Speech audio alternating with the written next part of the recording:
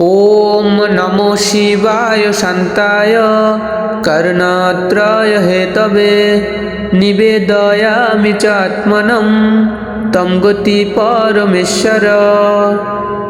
সুপ্রিয় সুধী ভক্তবৃন্দ, এখন আমরা অর্ঘ্যমন্ত্র, অভিষেক মন্ত্র এবং চার প্রহর পূজার সময়সূচি জেনে নিব, তাই ভিডিওটি শেষ পর্যন্ত দেখতে থাকুন। অর্ঘ্যমন্ত্র। গৌরী বল্লভ দেবেশ সর্পাঢ্য শশী শেখর বর্ষ পাপ বিশুদ্ধার্থম অর্ঘ্যম মে প্রতিগৃহতাম।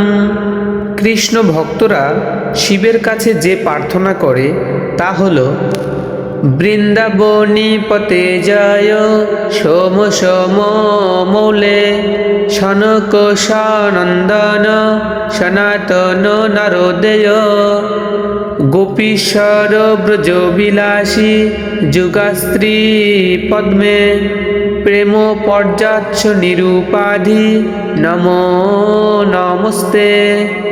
অর্থাৎ, হে বৃন্দাবনের দ্বাররক্ষী, হে সোম, আপনার জয় হোক। আপনার ললাটে চন্দ্র শোভিত, আপনি সনক, সনন্দন, সনাতন এবং নারদেরও পূজনীয়।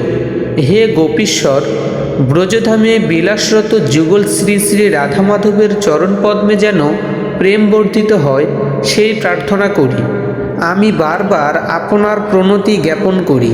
চার প্রহর অভিষেক মন্ত্র। প্রথম প্রহরে দুধ দিয়ে অভিষেক করবেন এবং উচ্চারণ করবেন ওম নমঃ শিবায়।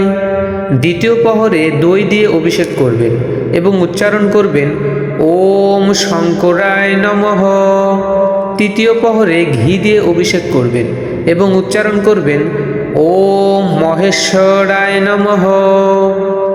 এবং চতুর্থ প্রহরে মধু দিয়ে অভিষেক করবেন এবং উচ্চারণ করবেন ওম রুদ্রায় নমঃ। তো চলুন ফাল্গুন কৃষ্ণা চতুর্দশী তিথির সময়সূচি জেনে নিই।